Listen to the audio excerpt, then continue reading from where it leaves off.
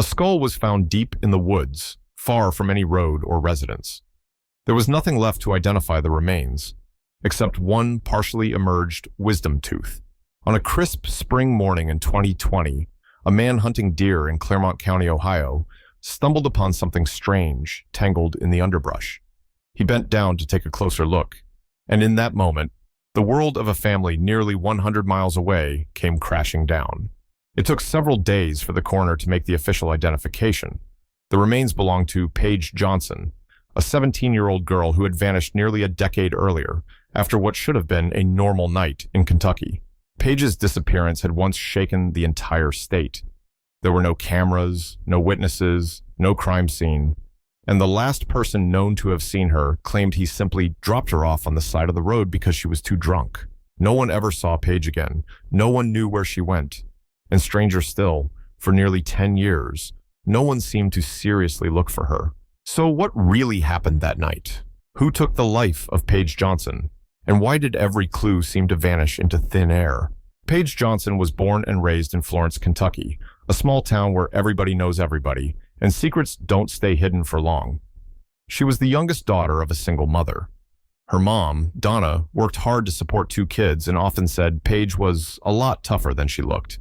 At just 17, Paige was already a mother to a newborn baby girl. It meant growing up faster than her friends, but it never took away her smile. She loved to draw, listened to R&B, and posted selfies with her daughter on Facebook, the one place where she could just be herself. Her family described her as stubborn but sensitive, impulsive at times but deeply loving toward her child. People who met her often said, "That girl had something about her. You wanted to protect her, but you couldn't quite explain why." But maybe that same spark also drew the wrong kind of attention. Paige ran with different crowds, including older men, and not all of them had good intentions.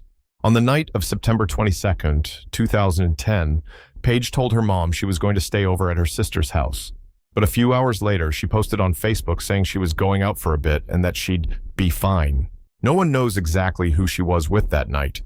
Some friends claimed they saw her at a small house party near Covington, drinking and sitting in a car with a man named Jacob Bumpass. Jacob was 22 at the time, 5 years older than Paige. They weren't officially dating, but they kept in touch. What worried Paige's family was Jacob's criminal record and the fact that they never trusted him. According to Jacob's later statement, he said he dropped Paige off around 1 a.m., let her out near a street corner in Covington. He insisted, "I didn't do anything wrong." She said she wanted to walk, but no one else ever saw Paige after that moment. No cameras, no texts, no calls. And the next morning, she didn't come home. She didn't show up to pick up her baby. What's strange is that despite Paige being missing overnight, not a single police officer opened an investigation in the first 24 hours. A 17-year-old girl, a young mother, vanished, and no real alarm was raised. Maybe to them, Paige was just another troubled kid, a poor girl, a name that could be overlooked. On the night of September 22nd, 2010, Paige Johnson left home with a group of young friends. Some said she was just trying to blow off steam after days of nonstop parenting. Others said she looked tired but kept smiling, trying to appear okay for the people around her. Sometime before midnight, she showed up at a small get-together in Taylor Mill, a quiet suburb with few streetlights, just far enough out to stay off the radar. There was alcohol, music playing from a portable speaker, and a few unfamiliar faces the police later couldn't identify. One of the people at that gathering was Jacob Bumpass, a 22-year-old with a buzz cut, a worn hoodie, and an old silver sedan. He and Paige had messaged back and forth before, but no one really knew how close they were. That night, 17-year-old Paige chose to get into Jacob's car when the party ended. Jacob's official statement was simple. "I took her back to Covington. She wanted to be dropped near her sister's place. I let her out at the corner of 15th and Scott, then drove home to Florence." At first, police had no reason to question that. There was no sign of a crime, no scene, no cameras. And Jacob was right about one thing. Paige was never seen again. Her phone data went dark just after 1 o'clock a.m. But then, a detail surfaced, and it changed everything. Cell tower data showed Jacob's phone didn't return to Florence after dropping Paige off. Instead, his phone pinged repeatedly in the East Fork Lake area of Clermont County, Ohio, more than 30 miles from where he claimed to have left her, in the early morning hours of September 23rd. Jacob explained it away, saying he was just driving around to clear his head. But he never explained why he'd drive that far, alone, into a remote forested area, and tell no one. Paige's family, especially her mother Donna, didn't believe a word of it. She called the police the very next morning when Paige didn't come home and hadn't sent a single message. But the first reaction from Covington police was to question Donna. They asked if Paige had ever run away before. They wondered if she was just upset and needed space. No one searched Jacob's phone. No one immediately inspected the car he'd been driving. No physical evidence was preserved in the first 48 hours. Paige Johnson, a 17-year-old mother, had vanished, and the system treated it like just another case of a teenage girl acting out.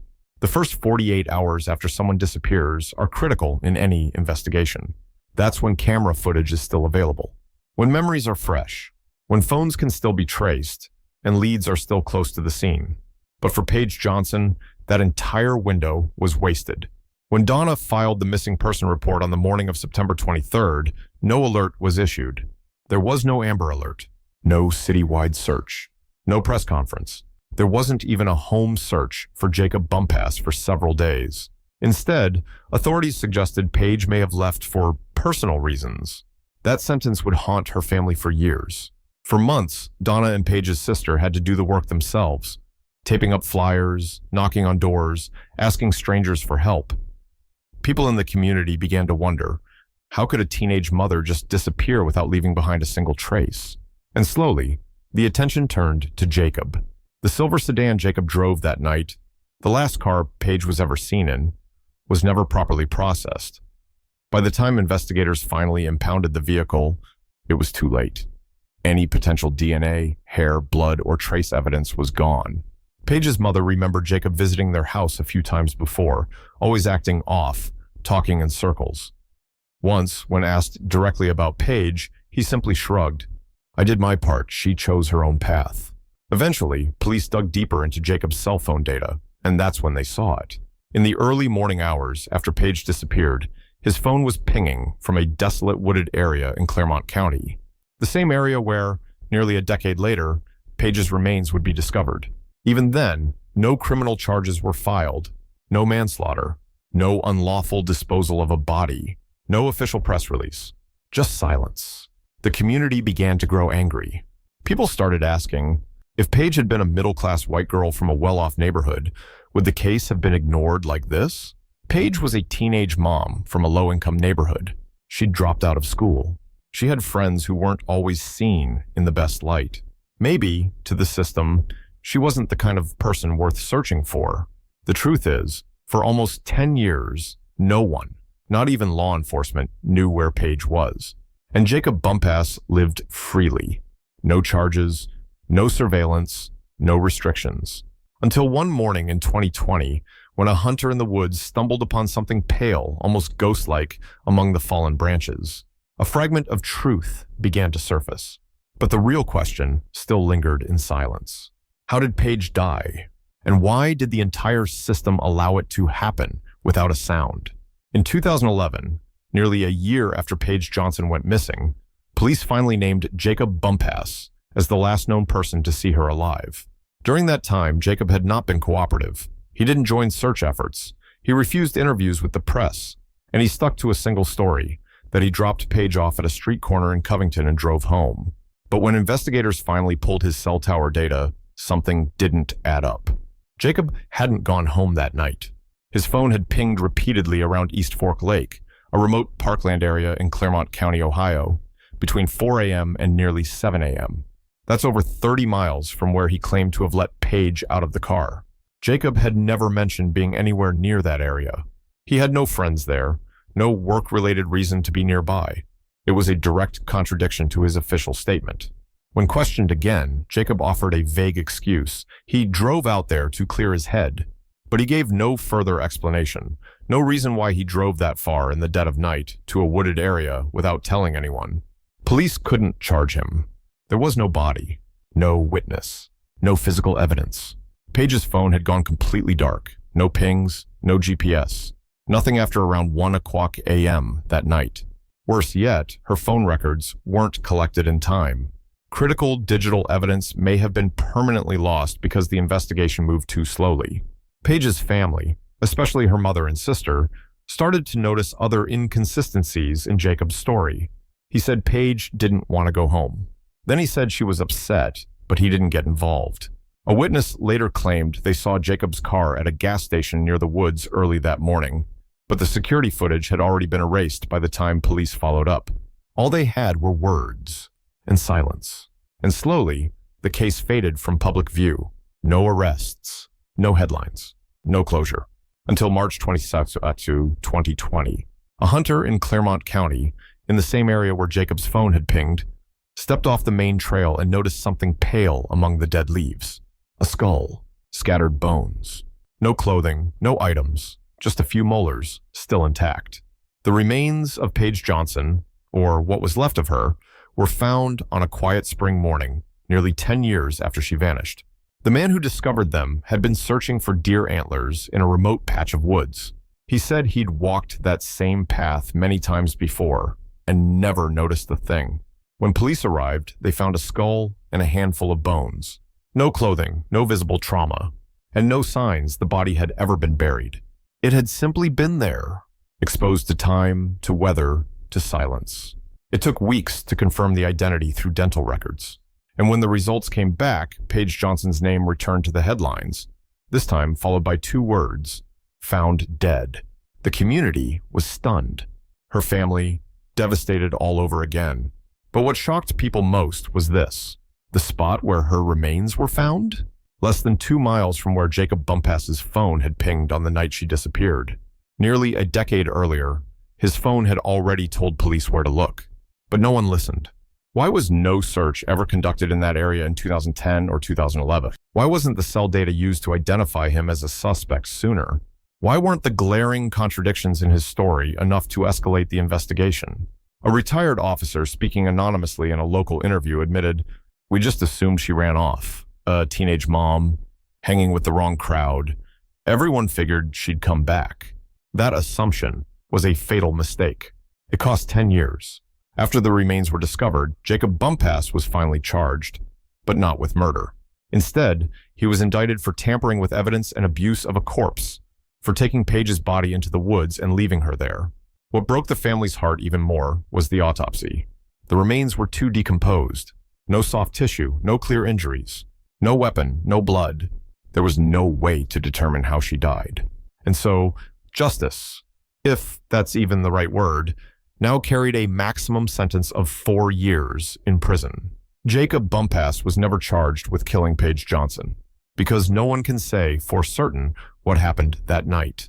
Over those long years, so many chances were missed, so many questions left unasked, and a 17-year-old girl, once smiling in selfies with her baby, was lost in the woods, forgotten, as if she had never existed at all. In July 2020, 4 months after Paige's remains were found, a grand jury in Clermont County, Ohio, returned an indictment. The name at the top of the page, Jacob Bumpass.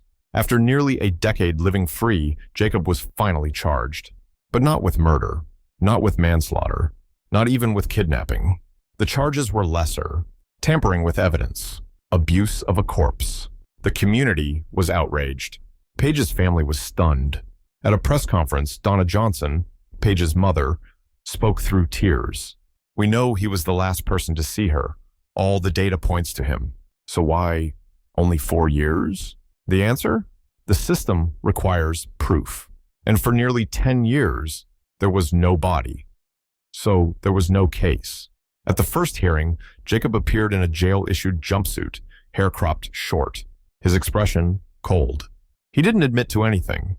He didn't apologize. He didn't even glance at Paige's family. Prosecutors presented the phone records, the contradictions in his story, the proximity of her remains to his last known location. But no one in that courtroom could say how Paige died, or why. Jacob didn't talk, and he didn't have to. The law protects a defendant from self-incrimination. His defense attorney offered a strange explanation.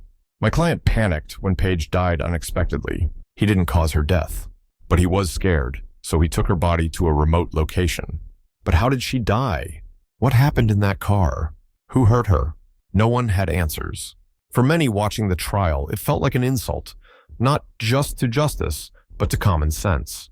How does a healthy 17-year-old girl suddenly die in someone's car? And that person, an adult man with a prior record, walks away as if nothing happened? People began asking, was Jacob protected by someone? Or did the system just never care enough to push for more? Throughout the entire legal process, Jacob showed no remorse. He never accepted responsibility. And with the maximum sentence for his charges, he faced no more than 4 years behind bars. But what chilled observers the most wasn't the sentence. It was the look on his face, as he left the courtroom with a faint, smug smile. For nearly a decade, no one talked about Paige Johnson. No true crime specials. No podcasts. No national headlines. The media stayed quiet.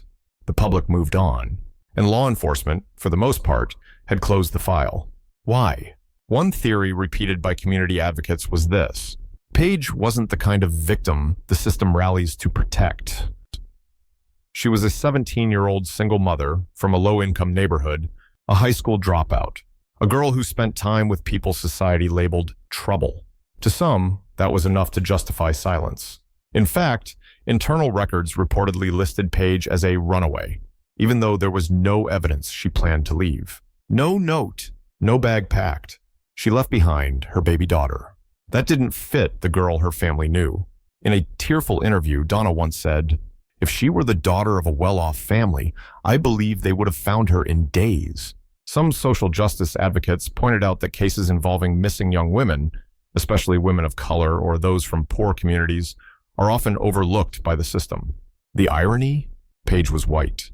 But her circumstances, a poor teen mom with no real safety net, put her in that same invisible category.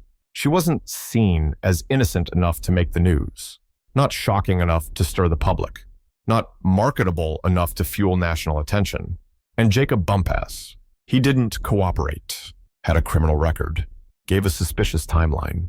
His phone pinged near the exact location where her remains were later found. Yet he was never investigated as a murder suspect. Why? Some believe it came down to fear of losing in court, without DNA, without a weapon, without a witness. Prosecutors may have worried that if they pushed for murder and lost, Jacob would walk free forever. So they took the safe route. Lesser charges, a quick trial, and a closed case. But for Paige's family, that meant the truth would never come out. No one asked, why did Paige die? What did she go through in her final hours? Was she scared, alone, crying out for her baby? No one searched for those answers, and no one was held accountable for not searching sooner. When Jacob Bumpass's trial ended with a 4-year sentence for tampering with evidence and abuse of a corpse, many believed the story of Paige Johnson was over. But in reality, it marked the beginning of something else, a crisis of faith. Because as soon as the verdict was announced, a flood of long-buried questions resurfaced, and no one could answer them convincingly. First and foremost, Jacob never confessed. He never admitted to killing Paige. He never explained what happened that night. So, if it wasn't him, then who? And if it was him, why wasn't there any proof? A darker theory began circulating in local forums. Maybe Paige didn't die alone. Maybe someone else was involved. Someone's still out there, free. Because in the original case files, there's a chilling blind spot. The window between 1 o'clock and 6 a.m. That's when Paige's phone went silent. That's when Jacob's phone started heading toward the woods. But before reaching that forest, where did he go? Did he stop somewhere?